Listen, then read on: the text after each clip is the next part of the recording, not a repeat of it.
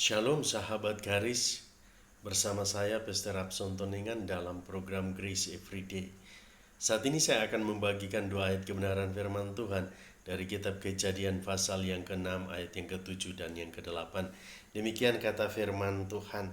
Berfirmanlah Tuhan, aku akan menghapuskan manusia yang telah kuciptakan itu dari muka bumi, baik manusia maupun hewan dan binatang-binatang melata dan burung-burung di udara, sebab aku menyesal bahwa aku telah menjadikan mereka. Tetapi Nuh mendapat kasih karunia di mata Tuhan.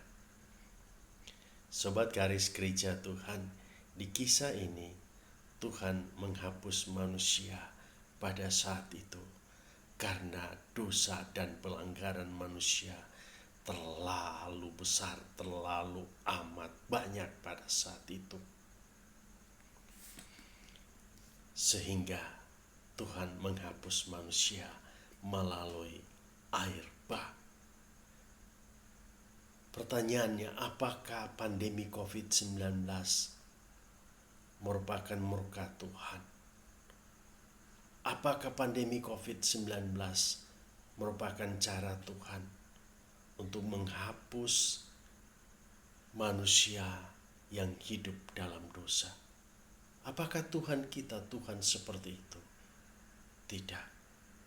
Tuhan kita Tuhan yang Maha Pengampun, Tuhan yang Maha Kasih. Betul dosa harus dihukum, betul kesalahan harus diadili, betul setiap pelanggaran harus mendapat hukuman. Tetapi di tengah hukuman, di tengah murkanya Tuhan, di dalam amarahnya Tuhan, di situ terdapat kasih karunia. Di situ ada kasih karunia. Seperti ayat kebenaran firman Tuhan di dalam Kejadian pasal yang ke-6 ayat yang ke-8. Sekali lagi saya akan bacakan.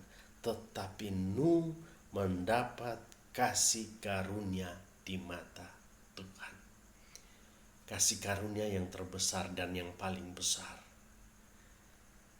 itulah Yesus Kristus Tuhan.